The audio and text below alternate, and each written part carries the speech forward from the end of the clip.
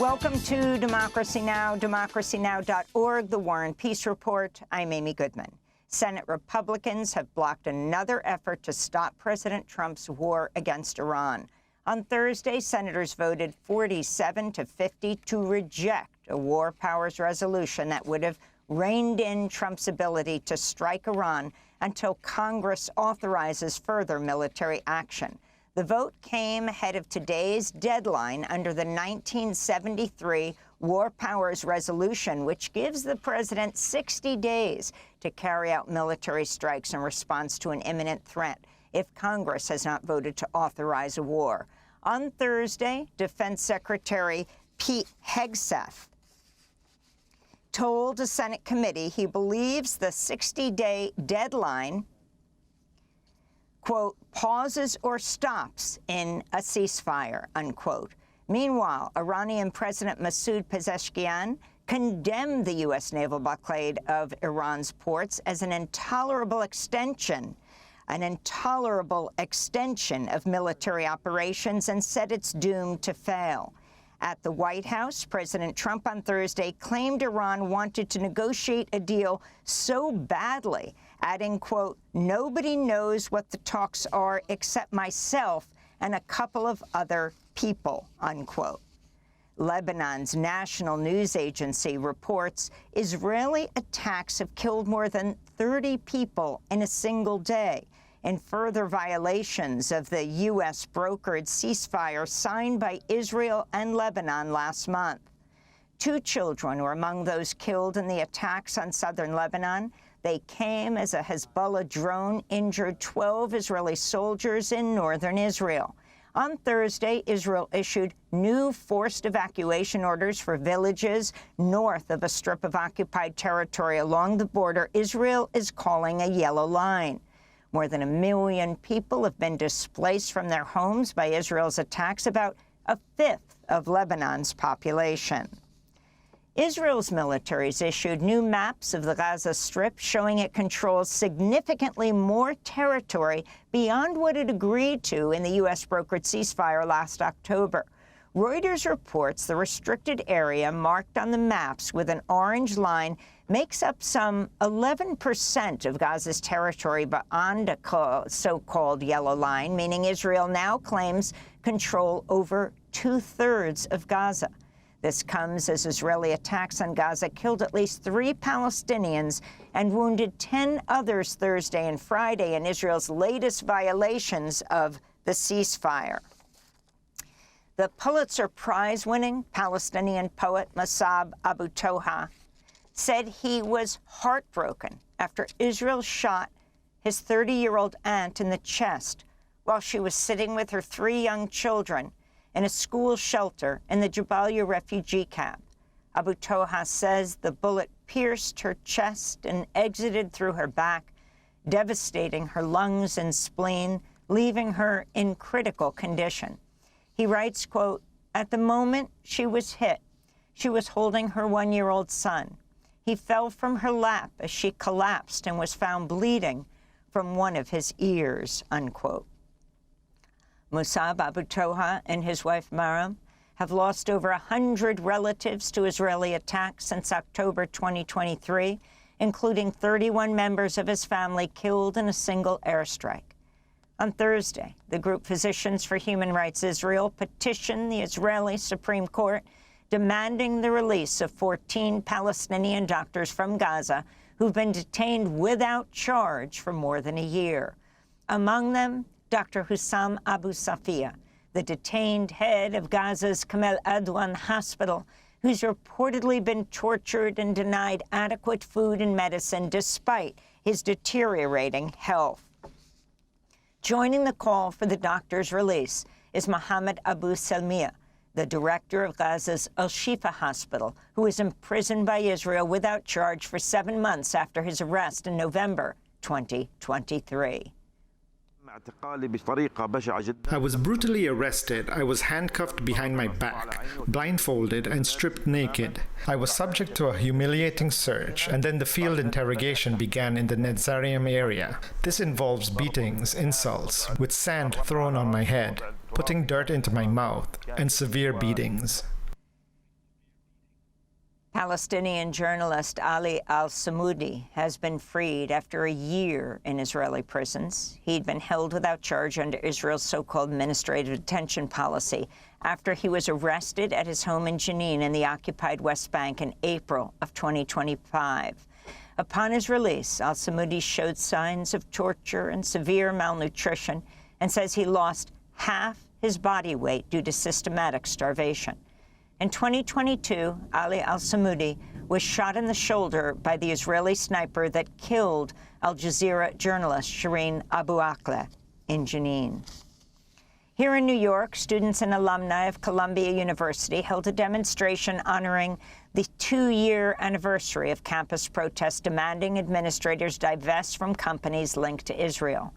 The protest saw students take over a Columbia building and rename it Hinds Hall in honor of Hind Rajab, a 6-year-old girl murdered by Israeli soldiers in Gaza. This is Mariam Alwan, an alumna of Columbia, arrested 2 years ago in the police raid that ended the student occupation. We wanted to do it on the anniversary of the occupation of Hinds Hall in order to show that the movement persists and that we retain the institutional memory of the violence that happened that day, of the way that the student body came together to demand divestment at that time. It still echoes today, even though there has been repression, there has been a massive crackdown on freedom of speech at Columbia. We are here to show that we won't be silenced and that we still remember everything that happened. House lawmakers Thursday voted to reopen most of the Homeland Security Department, ending a record 76-day partial shutdown in the agency's longest in U.S. history. The approved budget bill signed into law by Trump excludes funding for Immigration and Customs Enforcement, ICE, but reopens key parts of DHS, including the Transportation Security Administration, the TSA. In Texas, Meenu Batra, a longtime court interpreter and the only licensed Punjabi, Hindi, and Urdu interpreter in the state, has been released from an ICE jail after nearly 2 months in detention.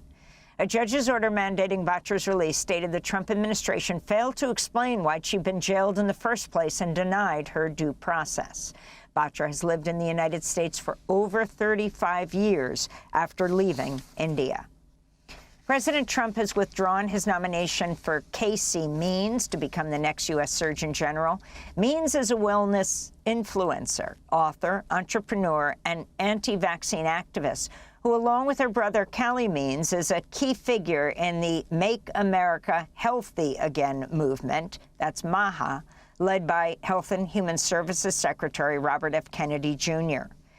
In her place, President Trump has nominated Nicole Saphier to become Surgeon General. She's a radiologist at Memorial Sloan Kettering in New Jersey and a frequent contributor to Fox News. Maine Governor Janet Mills has officially suspended her campaign for the U.S. Senate. Mills had been competing for the Democratic nomination in June's primary with the backing of Senate Minority Leader Chuck Schumer and other top Democrats. But Governor Mills quit Thursday as a Senate candidate after several polls projected she was losing badly to Graham Plattner, a progressive populist who's backed by labor unions, and Senators Elizabeth Warren and Bernie Sanders. The winner of the Democratic primary will challenge incumbent Republican Senator Susan Collins in November's election, which will determine the balance of power in the Senate. This is Graham Plattner speaking with MS Now Thursday. I also think, and I'll just be up front, I don't believe a single U.S. Democratic senator should vote for a nominee out of the Trump administration moving forward. I think we need to use all of the power we have around funding and the power of the purse to stop paying for these kinds of stupid wars, stop paying for agencies like ICE, stop paying for the things that the Trump administration is doing that are materially hurting our democracy and hurting working people. The Congressional Progressive Caucus has unveiled its new affordability agenda to fight the skyrocketing cost of living crisis facing millions of people in the United States.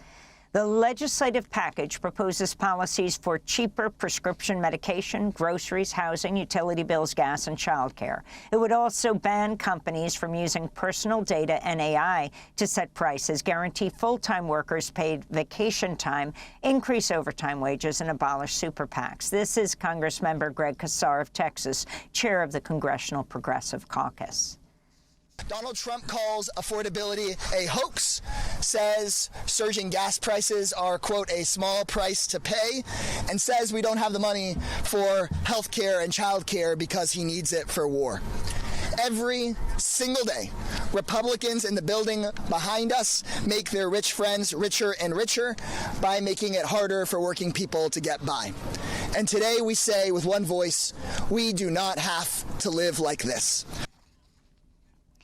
A new investigation by ProPublica has found the Trump administration's advancing a proposed rule change to SSI, the Supplemental Security Income Program that could slash or terminate benefits for an estimated 400,000 disabled adults, including people with Down syndrome and dementia. The proposal specifically targets people with disabilities living with their parents or family members who receive food assistance through SNAP. That's the Supplemental Nutrition Assistance Program. The efforts were initiated last year by top White House officials and the so-called and now defunct Department of Government Efficiency, or DOGE, led by billionaire Elon Musk. Here in New York, Mayor Zohran Mamdani refused to meet privately with King Charles on Wednesday as he joined the British monarch at a wreath-laying ceremony honoring 9/11 victims. Mamdani was asked by reporters what it would take for him to agree to a private meeting with the king. If I was to speak to the king separately from that, I would probably encourage him to return the Kohinoor diamond. The 105-carat diamond was taken by the British from India in the 19th century, is currently housed in the Tower of London, placed on the crown made for Queen Mother Elizabeth.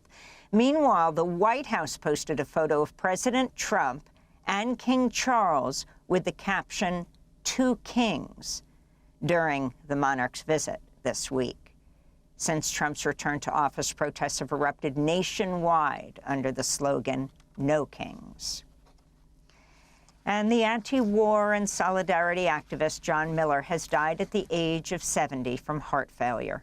In 1991, John co-founded the East Timor Action Network, ETAN, which worked to support self-determination for East Timor and an end to U.S. support for Indonesia's occupation. On Thursday, the government of Timor-Leste, that's East Timor, released a statement calling John Miller a longtime friend of the Timorese people, stating that his voice in defense of the Timorese people, as well as his warm friendship and continued support in their struggle, will never be forgotten. And those are some of the headlines. This is Democracy Now!, democracynow.org, the War and Peace Report. I'm Amy Goodman in New York, joined by Democracy Now!'s Juan Gonzalez in Chicago. Hi, Juan. Hi, Amy, and welcome to all of our listeners and viewers across the country and around the world. Thanks for watching Democracy Now! On YouTube. Subscribe to the channel and turn on notifications to make sure you never miss a video. And for more of our audience-supported journalism, go to democracynow.org, where you can download our news app, sign up for our newsletter, subscribe to the daily podcast, and so much more.